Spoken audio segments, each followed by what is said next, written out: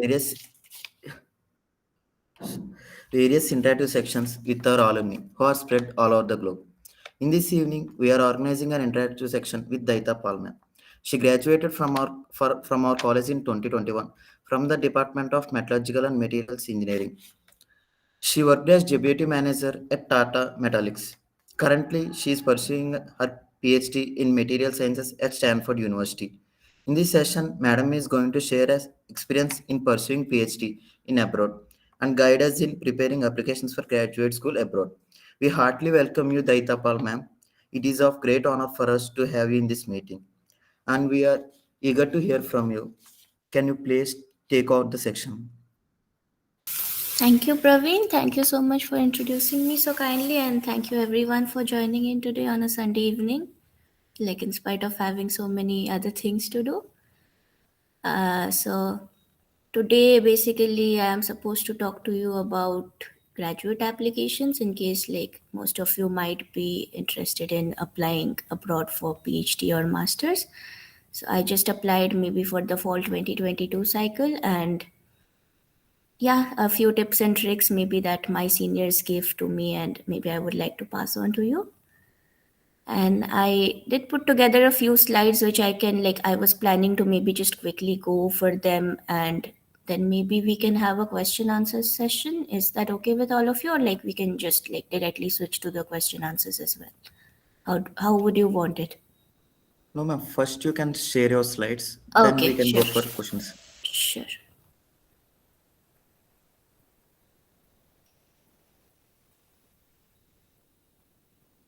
No, there is a very weird power cut today. We rarely have power cuts, especially like when I am supposed to do something, we have power cuts. I hope you can see my screen. Yes. It is visible. Yeah. So, so I am a first year PhD student, and I should, I think, tell you about what I'm doing here right now. My interest was like in PhD over here, we have a curriculum that is set such that for the first 2 years you have coursework and you rotate in various lab groups to understand like which is a good fit for you. And I always, maybe even during my undergraduate days, I had an interest in biomaterials. And I used to look at magnesium alloys for orthopedic applications. And here also I'm studying magnesium right now. Not, I don't know what my PhD project will be. So as you can see in this movie, this is how I see dislocations in magnesium to understand its crystal plasticity and all that. But I think this is not important right now. So if you have aligning interests and want to talk about it later on, we can do so after the meeting maybe.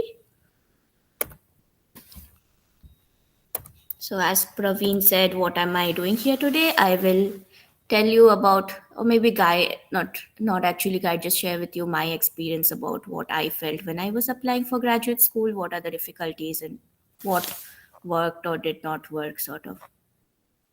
And so I have been thinking that these are the topics I will cover and more when you ask questions, because I don't really know how much of an idea you guys have and which year you belong to. So maybe about opening dates and how you would shortlist colleges, application materials, and emailing professors. So I think these are the list of application materials. We can talk about more of them like when we take up the questions, how to structure your statement of purpose and how to write your diversity essay. And I would also suggest that like if you are planning to apply for graduate school, you start working on them a little bit early so that you can chill and later on edit without getting stressed out. This is about the diversity essay. Again, like we can talk more about it when we have questions. Yeah, one thing about, I would say, emailing professor. So like I structured my slides mostly related to how people have asked me questions like what works and what did not work and did I email professors or not. So you can just here see a few screenshots that I have taken. I did email a lot of professors both in USA and in Canada. USA works such that like you have a central admissions committee that admits students, and it's rarely how a particular professor like influencing the admission decision. However, in Canada, here you can see this is a screenshot from a McGill professor. So you need to have a professor decided, or maybe have an acceptance from a professor before you start applying. Mostly like in not always, but most colleges you have, so you have it like if you don't have an acceptance from a professor you cannot apply, but that's not the case in USA. In USA, like you don't have to actually contact a professor because they don't have any hand over the admissions cycle. And yes, and just a tip sort of, do not self reject yourself, because I will just tell you a story. Stanford was sort of my dream university, and I like when I used to talk to other seniors, like telling them I wanted to apply, most of them were like, see, that university is really ambitious for us. So I would say, if you have certain dreams, like I receive messages, I've applied to Harvard, will I get into it or not? Do I have chances? Can you rate my chances? So I would say, like, no, but none of us can rate chances actually, because we don't have the experience, but you surely stand a chance, like a very good chance. And yes, this is my Ask Me Anything. Now we'll just take up questions so that things get more clear to you, and I also sort of understand what you want to know.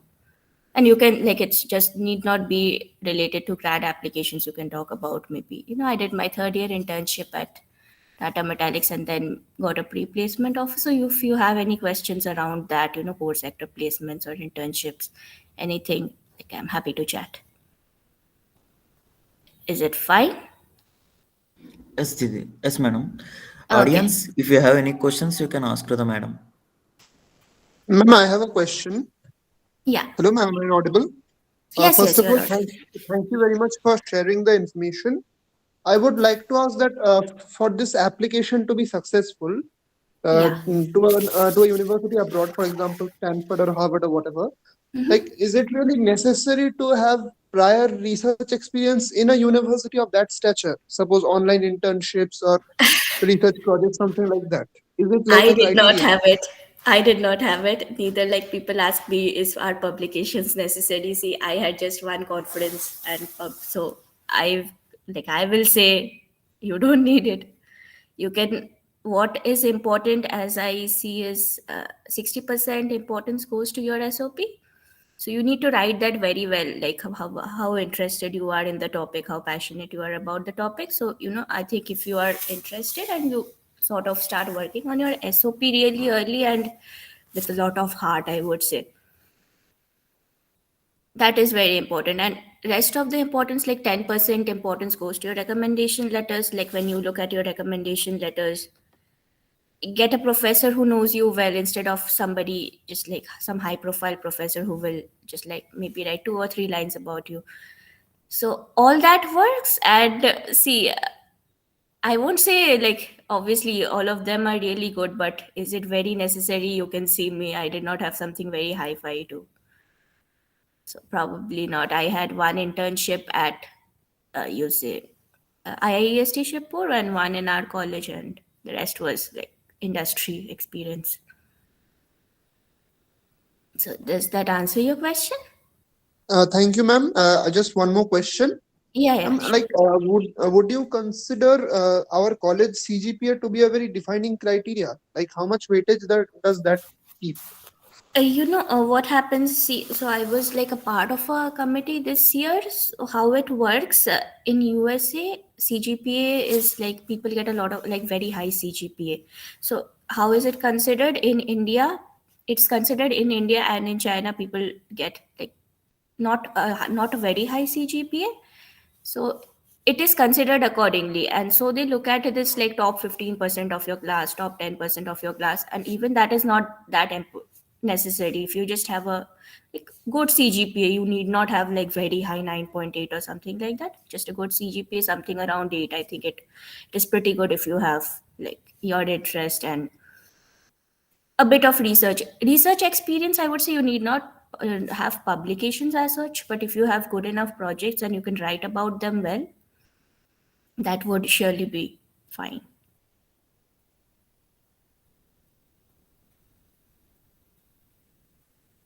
Is that okay? Yes, ma'am. Thank you. Okay. Hi, ma'am. Good evening. Yeah, I good am Fraz. evening. Yeah, I am Oh, Fraz from third year in the okay. Department of Metallurgical and Materials Engineering. I would Okay. first ask, what is the name of your fellowship over there? Okay, so it is the Stanford Graduate Fellowship, and you need not apply for it separately. It's just you are nominated from the department, and then it's called Sarah Hart and Kimball Fellow. So it's just different, like given by the name of the funding organization. Okay, who nominated you? Department of Materials Engineering over there, right? Stanford. Yeah, yeah, yeah. Okay, okay. And what about the funding? How did you get the funding and all? Every PhD student is funded. Like even if you don't have a fellowship, there is a departmental funding. Even if there is no departmental funding, when you like for the first year, it's the department always funding you, and like later on when you in even if like it goes beyond 5 years or something like that, your professor, like if you're making good progress towards your PhD, you always receive a funding for PhD. It just varies from place to place, the amount. Yeah, but most often we get the PhD offer from the professor. If we directly mail the professor and they used to they are agree with the terms and conditions, but the funding is the main thing what they I don't didn't think. able to give. Oh, okay. Is it like where did you apply? Is it in USA or in Canada? Because something what you are talking about happened to me in Canada. So applied. So this professor told me you can just mail me back in January and then we can talk about funding. And then I kept on mailing him back and then I did not receive any reply. So that is what happened. But on the other hand, what happens in USA, as I showed you the screenshots, like there's an admission committee and the department is responsible for funding of all PhD students anywhere. I or maybe I'll just talk about the places where I got admits into. That is what happened. Like there's a fixed stipend, like a salary. You have like the department is entitled to fund you. Is that sufficient for the everything, Yeah, yeah. coding, lodging, and everything, right? Fooding, lodging, everything, and you also save a good amount, and even yeah, obviously save a good amount when you yeah, if you Yeah, do that's not necessary. extravagant, yeah. So also depends from place to place. So, like it's not that better the university you get more stipend. It's more like suppose if Purdue is in a place which is not that costly, like I stay in a place Palo Alto that is really costly. That is why the stipend would be higher here compared to another place. So it's just like very place oriented. Yeah, Yeah. and is there any specific portal for the application purpose and everything? Yeah, yeah. So, especially, I see, I can talk well about USA because in Canada, I just applied to one place and that was McGill later on.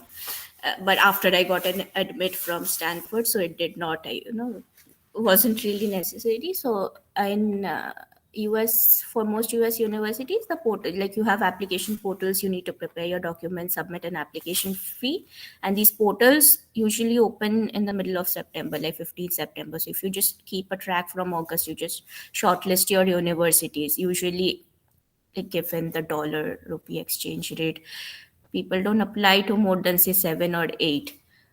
So you target two ambitious universities. To depending upon how many, say you are applying to six, so just divide into two ambitious, two medium, and two safe universities, and then just keep on checking them when the application portal end and when the deadlines are. So I think Stanford has the earliest deadline, like at the end of November.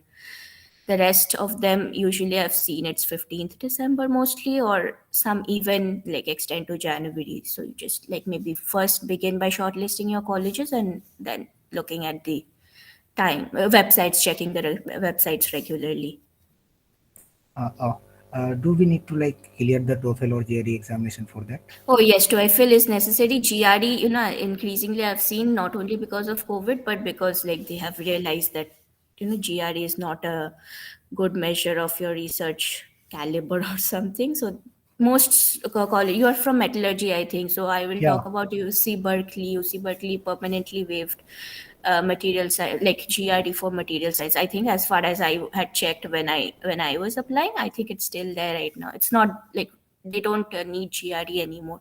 It's not optional that you can give to uplift or give a good balance your profile. It's just waived. You don't need it at all. So Okay. TOEFL is necessary, yes, but like a few colleges, like I would say UC Santa Cruz and all, they have this option. If you would see on our website, there is this uh, document that says our education or like courses given in English, so they are okay with those documents also. But I would say you give TOEFL because sometimes it is necessary for a lot of other fellowships that you apply later on. You have given the TOEFL examination. Yeah. So, how did you prepare for that? Like in the college only, or you have taken No, any no. other courses or whatever? No, I did not do in college because after college I worked for 1 year. So that was a pretty chill environment and I could get time. So TOEFL would be very easy in case if you are from like ICSE or CBSE, it's just like 10th or 11th standard English. Just reading, there's like four sections: reading, writing, listening, and what was yeah, speaking. So one problem that you have, I don't know, in my center listening was a huge problem because they don't start at the same time. So when other people are having their speaking section, maybe you are listening and then it becomes a mess. So that is one section. Like how you practice is basically you listen to like very loud music and try solving, or maybe try listening and practicing. I do have, I don't know, like I will just share with you my email ID in case I don't know, because I wanted to put together everything in a Google Doc folder, but I said as there was a power cut, you can just note down my email ID if that is helpful. So we can also, I Yes. might email you the documents. So I'll just put it in my chat. Yeah, sure, ma'am. Please put it. Yeah, also if you want to look at the documents that I have, the reference letters and everything. My email ID. Oh, And I am asking about, like, I am in currently in the third year. okay, My sixth semester is ongoing. So, what okay. is the right time to like searching for the offers and everything, like Oh, application so or do you want to apply just after your college, or you want yeah, to ma'am. like? Yes, yes, just after the So college. And it is like I am searching okay, for the direct PhD. Like I have yeah, done yeah. like period internship in IIT Bombay in my second year, and this winter also. So I am searching for a direct. Okay, so that's very nice. And I would say, like, if you're applying for, so maybe fall 2024 cycle, so you could start, I would suggest, preparing your documents from June. Like, you can just write your SOP. Your first SOP will, of, I don't know, like, what I can talk about myself. I wrote a very bad SOP at first, then I got checked by one of my seniors who were really helpful. So one tip maybe I would like to give about the SOP. I have read a few SOPs and what people tend to generally do and what I did at first as well. Like I just, it's just my extended CV. So I did this and this, and then next I went in 2019, I did this. Then in 2020, I did this. Instead of writing like that, you just, take say 2 or 3 at max of your experiences and just make it into a story sort of. It need not be chronological. You just like point out, say, I did this over here, this is what I learned, and these are what are the limitations or disadvantages or the facilities which I could not get in India, and that is why I want to like join your university where you have this facility which is going to help me, research further in this area, Yes. something like that. And also like do mention a few, like something very specific to the university. Do not write a like very generic SOP for like all the universities. That would be, I think, something very helpful. This place has this facility which other places don't have, and just highlight very well like why you are passionate about the topic, or how you just give personal anecdotes or stories. This happened, that is why I am interested in the topic. Also, yeah, so you might start preparing your documents from June. Try to give your TOEFL by October second week. So, it's just less stressful. It's not that you cannot give later on or you cannot start later on, but it's just a bit less stressful, and you'll have a lot of people, not a lot of people, I have at least 2, 3 trustworthy people go through your documents so that, and you also go on reading them every day until the submission date. So, because like today you write something, tomorrow again you will feel, okay, Yes. this one I can write better. And ma'am, So is there yeah, like any internship they are providing in the for the undergrads from your department? from my department to undergrads, usually like for even international students, the facilities are really less. Like for undergrads, there are several facilities from USA and USA, like Yes, Stanford has they have facilities, many, very but new. for the like international or Indian like Very less. I funding is don't very think so less. there is any. I was searching Yeah. for myself and it is like Hmm. nothing to me. And even like once you come here, there are several national labs or maybe even fellowships, the NSF fellowship and all that. You cannot, like as an international student, you cannot apply to them. So there is very few options for applying to fellowships outside of, or maybe generic fellowships. It is your first year, right? Yeah, it is my You first. have done with the coursework and everything. No, it's like, for the first 2 years you have coursework, like 6 quarters, and then. Oh, very like very good to see you here. Thank you. Thank you. Ma'am, I have a question. Yes, Apir. Ma'am, could you give any tips on how to prepare for these TOEFL or IELTS, the English exams and GRE? Like, for example, for JEE, we go through a rigorous coaching, but for Yeah, yeah. these, how do we prepare for it? See, TOEFL, like you people have given JEE and like all of them, so TOEFL won't be difficult at all. And I think like you were from a CBSE or ICSE background. Ma'am, ICSE. You will have no problems at all. I am telling you. So it's just like 10 standard English. Reading is like sometimes it can go a bit long. I think I have a few materials which I can share, obviously. So at most 1 month, I have seen my friend, but like were applying together. He was very good in English. I was not. He was very good in English. So he told me like he just prepared for 1 week or 2 weeks, and then he got some 113 out of 120 in TOEFL, and that is pretty good. So for I think maybe there are four sections. Reading, there is this TOEFL 5 pound book. I think that you just like take a passage every day and work through that. Listening, like I've taken this from YouTube videos that you listen to movies with the like American movies or TV shows, and that works enough without the subtitles. And then for writing, you just suppose like this is just one tip. I don't remember exactly what is the word limit you are asked to write, but just write 100 words extra. You obviously are from ISC, you will of ISC or CBSE, whatever, all the boards, even WB board, you know how to write well. So just write 100 words extra. This is a tip which I got. I don't know how it works, but yeah, it was fine for me.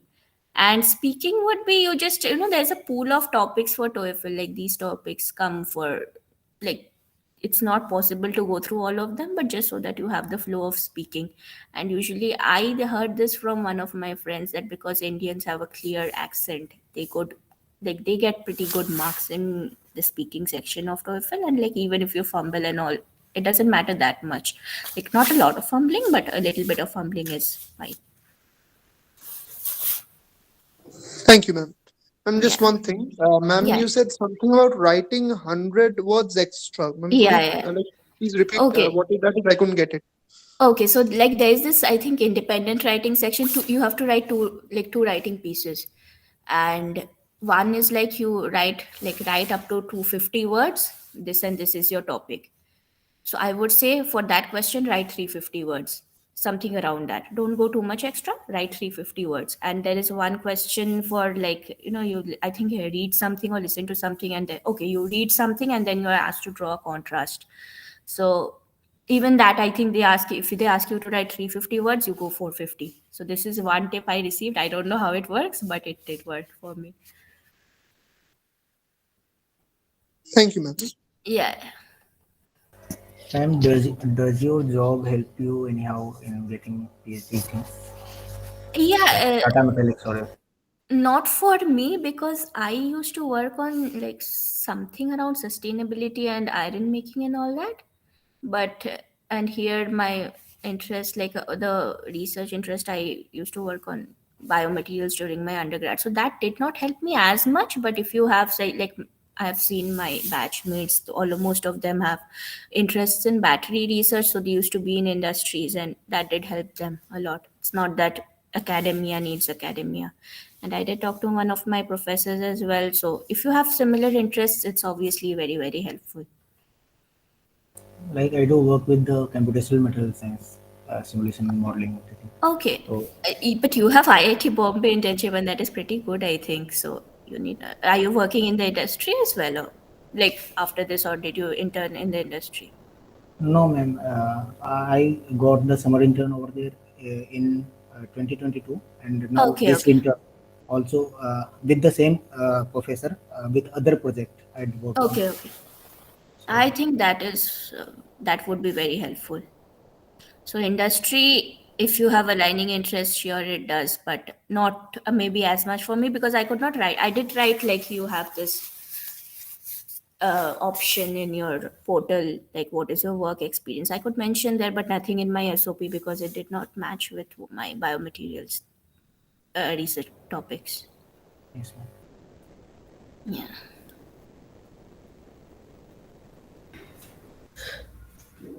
Audience, do you have some more questions? I think there are no more questions, ma'am. We have received some more questions from the audience before the meeting, ma'am. Okay, okay. The first one is, what are the hurdles you have to face as a graduating batch in preparing for your PhD applications? Hurdles from the core graduating batch. Okay. So I think especially because we were the COVID batch, we could not work as much in labs and did not have. So that was one of the, I think, biggest hurdles because I tried, because also I was very paranoid. I did not have any, journal publication. So I wanted to get one of that done before my project. So I had one in confidence. I wanted to get that converted into a journal. And I couldn't because labs were closed, and I talked to my professor as well, and I couldn't. So that was one of the hurdles, I would say. And nothing, I think, related to the branch specifically.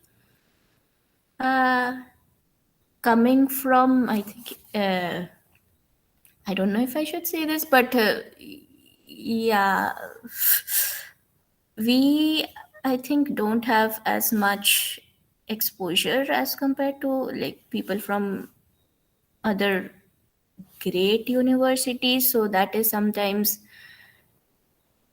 so maybe it could be a problem, but yeah, in case if you just try to balance that with other your interests and your passion, or maybe what you want to do, or if you have any great ideas which you can put down, I think that that should be fine. I won't say I had a lot of hurdles, I would say. Oh, it's very good to listen, ma'am. And one more question. What if someone have not published any paper in their undergraduate days and I did started not. working after placement I did. and now want to pursue higher studies now? What should be your advice for them? That is me. So I think it should be fine. And as I said, just, write down what you want to do, and like why is it your interest and why are you passionate about it really well. And what was one more thing I was going to say? I forgot. So yeah, write down your SOP really well. Like you are really passionate about the topic, you want to do this, and what exactly, with the help of your diversity essay. Okay, so one more thing, diversity essay. There's this thing which document which you have to provide, which is optional in many cases. So I would suggest that don't, just get away with it.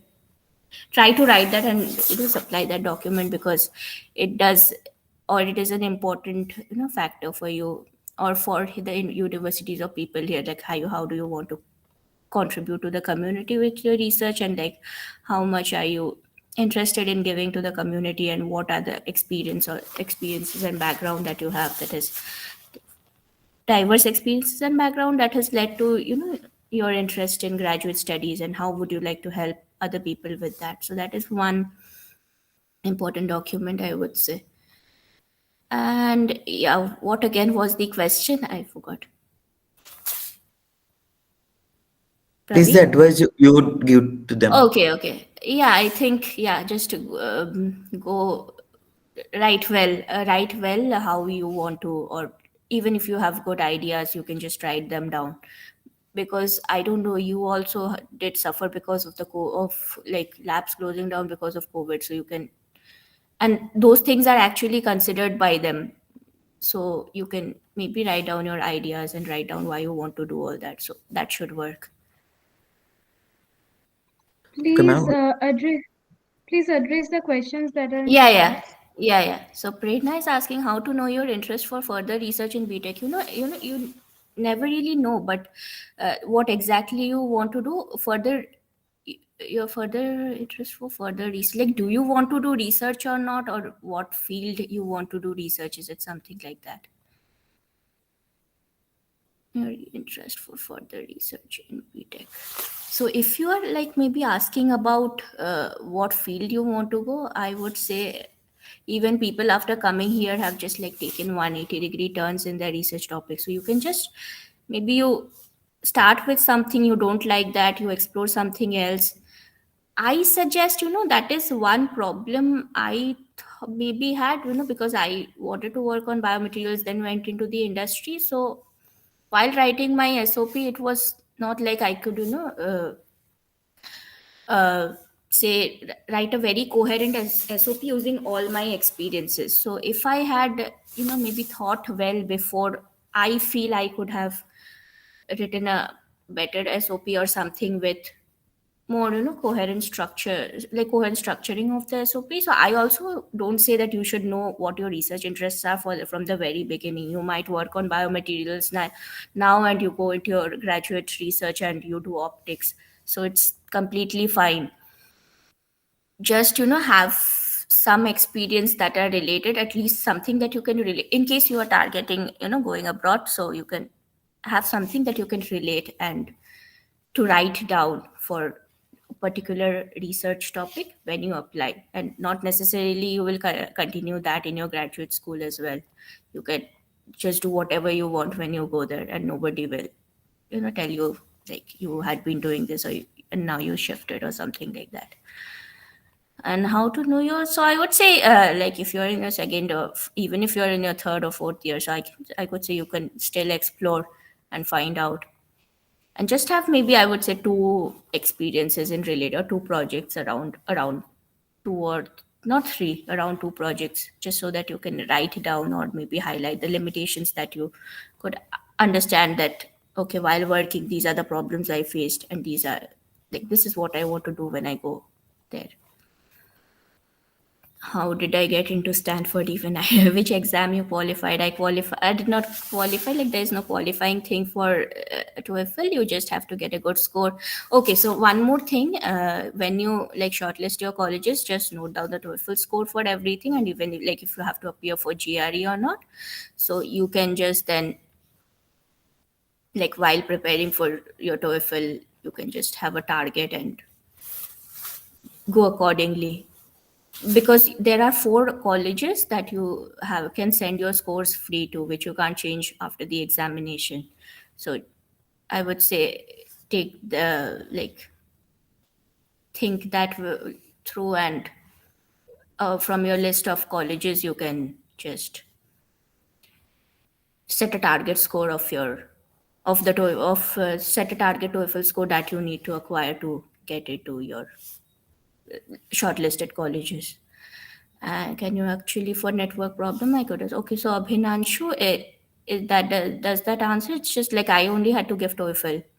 GRE like where most of the colleges I've seen, they don't require GRE anymore. Like I've been up, so I think it's most like only TOEFL probably.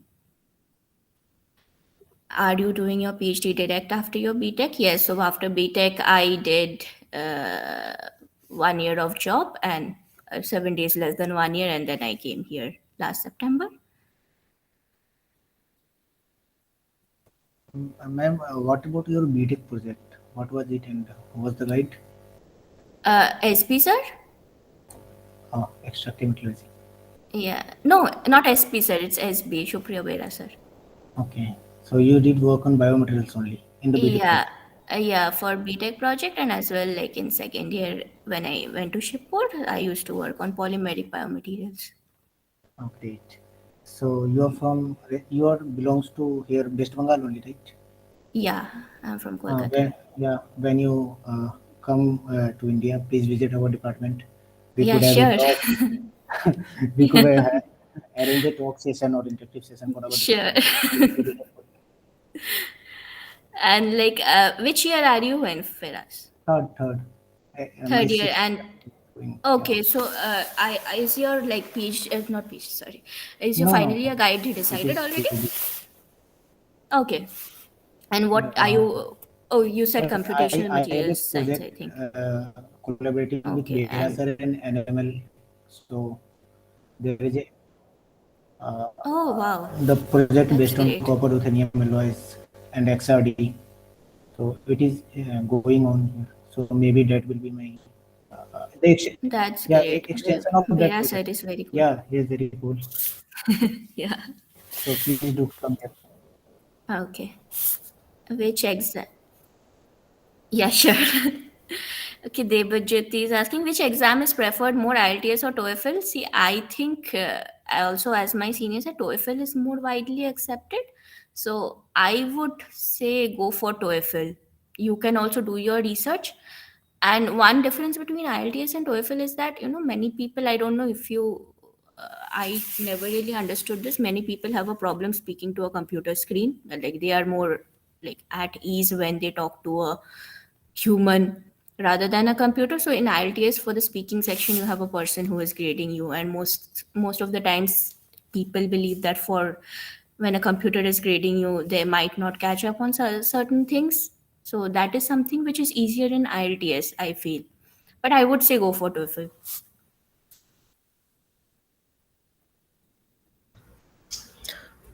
Okay, ma'am, we have some more questions. Yeah, yeah, sure. What are the scholarship facilities in universities like MIT, Stanford University, and do we get 100% scholarships? MIT, see, I'm not very sure if they have direct PhD. At least in material science, when I was applying, there was no direct PhD. So, masters has very low scholarships, like there are almost close to zero. And for international students, it's even more tough. And for what was MIT and what are the other universities? Was that? Stanford University, ma'am. Okay, Stanford, there are few scholarship opportunities for, like, if you talk about international students, there's one scholarship for like women. So I'm not very proud of saying that, but there's one for that. There's a quad scholarship only, like, which you can apply by yourself, and rest are like very college specific. The department nominates you. And also, like, when you apply to Stanford University, there is a Knight Hennessy scholarship that you can apply to. But yeah, they are very very competitive, and I did not apply because thinking, obviously, because I had no hopes of getting into, so I just left Night Hennessy altogether. But you did have the option of Night Hennessy while you were applying to Stanford, so they just have a deadline earlier than the final closing date of the application, so you can just have a check. So if you are like interested in Stanford or that, you, while applying, you need to apply for Night Hennessy scholarship. And the rest of the scholarships, you are nominated from the department. If you are like, depends upon, I don't know what factors, but, and there's one more scholarship once you come here, like this, it's called the quad fellowship. So these are the ones as of now I know of. Thank you, ma'am. It's a very valuable information. And one more question, ma'am. Can an Yeah. immigrant student studying in US do a part-time job for pocket money in student visa? Yeah, sure, you can. Just one thing is that, okay, so if you are coming from masters, once you come here, you get a lot of jobs, like, grading jobs and all. So after 1 month of your like PhD start date, you need to apply for a social security number. So once you have that, you are eligible to work. So you are coming on an F1 visa, whoever is coming to USA. So you are allowed to work, just that you need the social security number, and you need to be eligible for that. And that depends upon a grading job that you take, grading job or anything. So I get SSN on the based on the fact that I have to like do research work, and I'm getting paid. So in that way, so you need to have a document from, once you come here, you have to have a document from your department and all that, stating that okay, you're doing work here and you're getting paid this much for you, so with employee ID and all that. And that will give you a social security number, and with that you can do everything, apply for driver's license or any identity card sort of. So yeah, you can work. Hello, ma'am. Yeah. Ma'am, is it What possible is to this? do a Okay. project in Stanford University with some professor like a lecturer? possible. See, I did not try Stanford when I was in undergrad. I did mail a lot of professors in Purdue and all for a work from home and all that. One professor, I did get a reply from one professor. He said that contact me in some this month, but then after that, when I contacted, I could not. So you might mail, like, I don't know if there is possibility or not, because I never got a reply from, like, oh, I was talking about Purdue. So you can try though. Do you want to work from home or something like that? Like, Not virtual, like. work from home. I want to say that I'll go there and I work because summertime we have 1 or 3 months vacation time. I want to work there itself and do my There project. is no official, there is no like very formal portal or something. If you like get in touch with professors who allow for internships or not. Usually I never have seen anybody in I my friend here did do his internship in Harvard. So there are opportunities, I think, if you can like get in touch with professors. So you can try emailing always. Okay, so one more thing, if you like, when you write emails, I hope you guys will already know, just make sure to write a very personalized email for every professor. Just mention his or her research papers and what you liked about his or her research papers. That will be nice when you deal with emailing professors and not for internships. So you can try, I Hello, would say. ma'am. Ma'am, is it Yes. possible to you approach to him for me?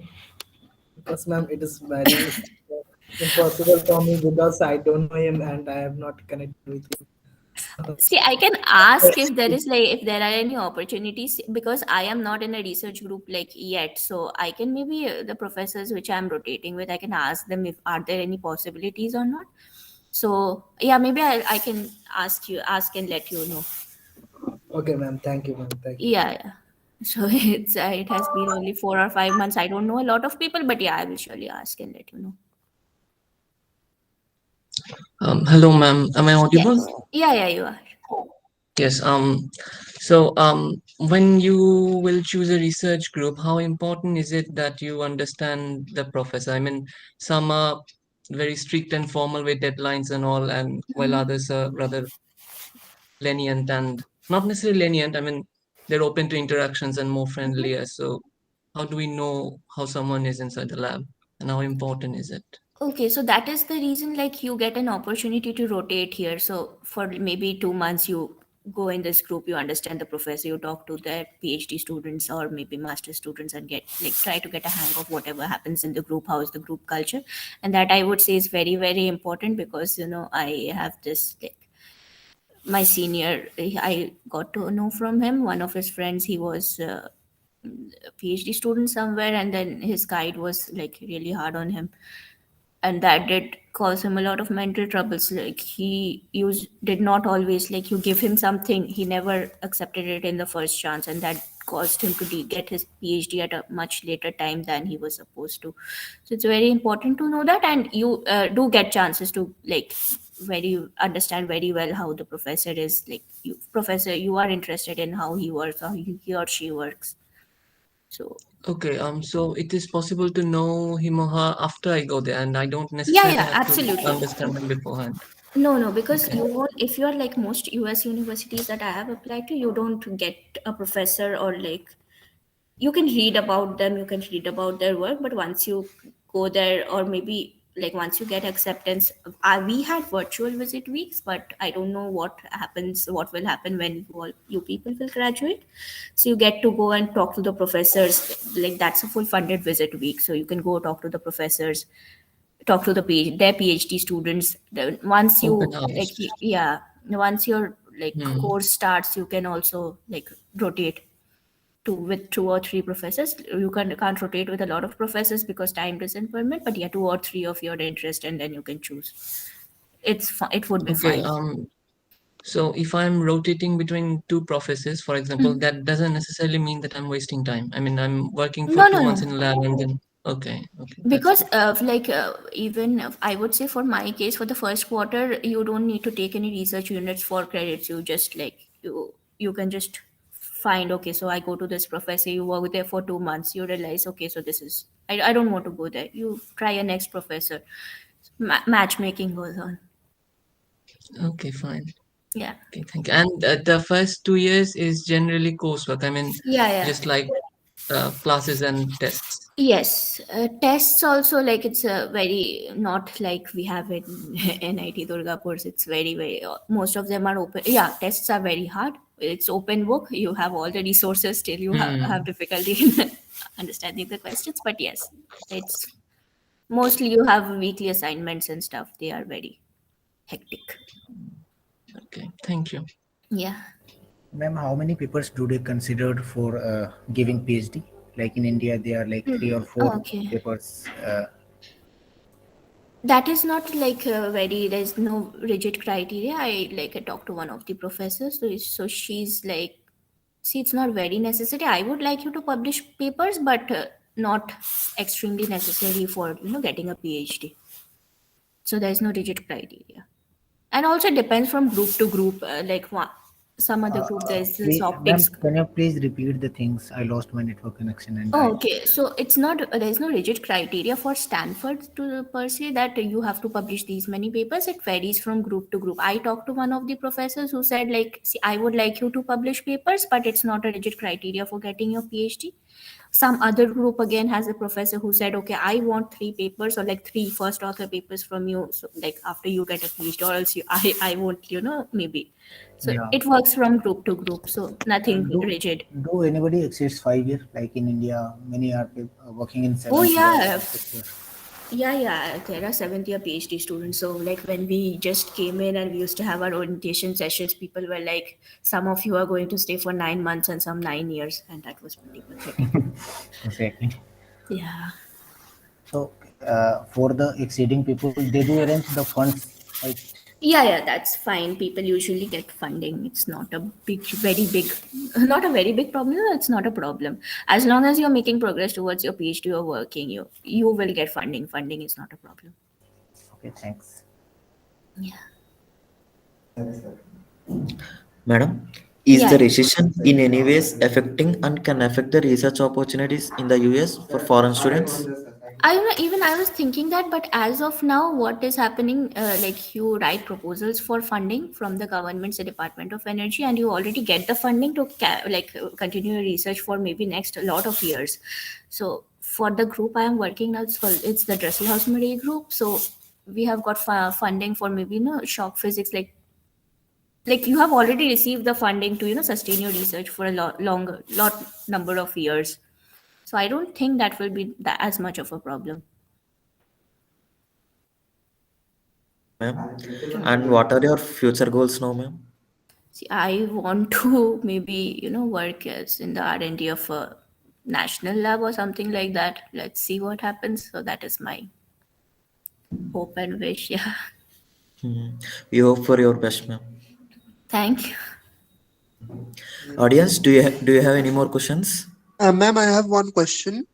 Yes, Uh, Abhiru. since we are applying way before we are actually graduating from the college, Yeah. around like 3 to 4 months beforehand, at that time Yes. we won't be able to produce the official transcripts of our net CGPA or whatever we need. So, how to combat that problem?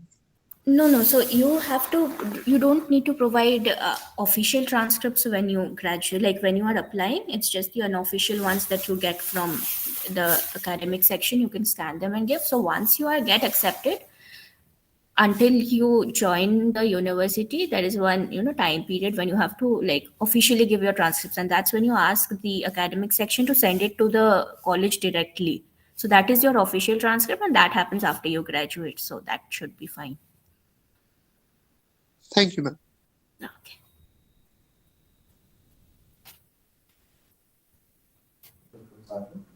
Audience, do you have any more questions?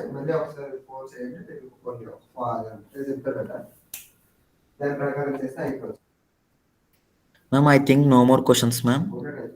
Okay. Thank you for accepting our invitation, ma'am. And Thank you. we are we are presenting token of appreciation from SAI Cell, ma'am. Please Thank you. accept it. Sure. Thank you for having me and giving me the opportunity to speak to all of you. It feels great, to see all of you, and really excited for. Uh, Thank you so much. Thanks, Dee, for accepting our invitation, and we are also very proud from our side for your achievement, and we wish you all the best for all your future endeavors. Thank Thank you. Thank you. you so much, everyone. Hello, ma'am. Yeah, yeah.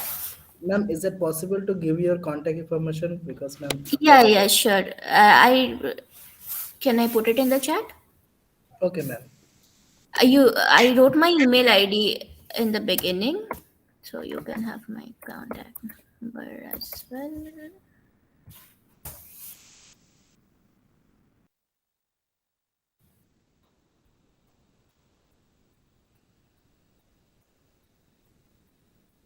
Is that okay?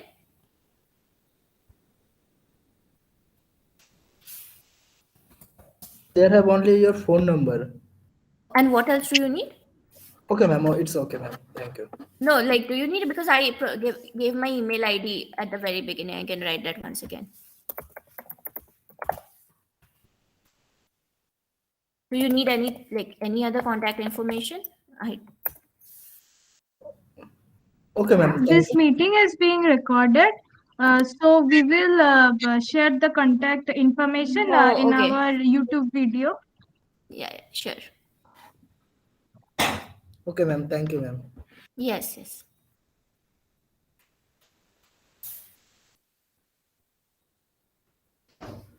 Audience, do you have any more questions or we With can this, conclude? No, thank you. Thank you, ma'am, and thank you, SAI. It was very nice to.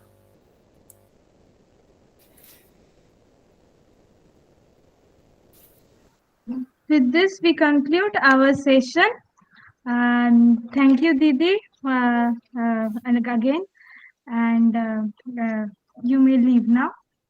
Thank you. Thank you, everyone, for joining. Thank you, ma'am. Thank you.